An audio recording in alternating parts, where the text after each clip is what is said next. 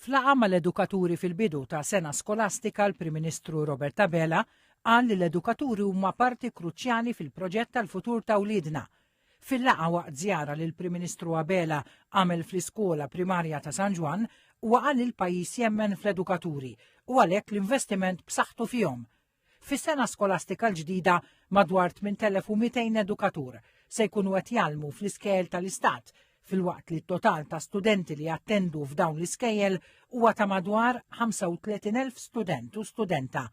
Fl-iskola primarja ta' San Ġwan hemm 100 edukatur u madwar 570 student. Akkumpanjat mill-Ministru għall-Edukazzjoni Clifton Grima, mill-Prinċipal tal-Kulleġġ Santa Clara Jonathan Attard u l-Kap tal-Iskola David Caruana, il-Prim Ministru ra l-aħħar tħejjiet li kienu għaddejjin bihom l-edukaturi għal meta l-iskejjel jilqgħu l-istudenti fil-ġranet li ġejjin.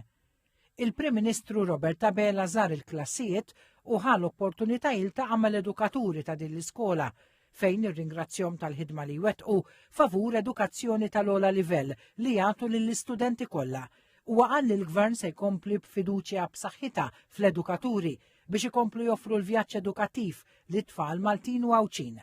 Il-Prim Ministru semma wkoll it-tisħiħ li qed isir fis-settur edukattiv fosthom permezz tal-investiment li qed isir fl-iskejjel, kif ukoll fir-riżorsa umana permezz tal-aqwa ftehim mal-edukaturi iffirmat fix-xhur li għaddew u li fisser żidiet b'saħħithom u kundizzjonijiet aħjar lill-edukaturi. Riżultat ta' dan il-ftehim fil-paga ta' Ottubru l-edukaturi li jaqgħu taħt il-ftehim settorjali l-ġdid se jaraw l-aġġustamenti fis-salarju tagħhom biż-żidiet il-ġodda.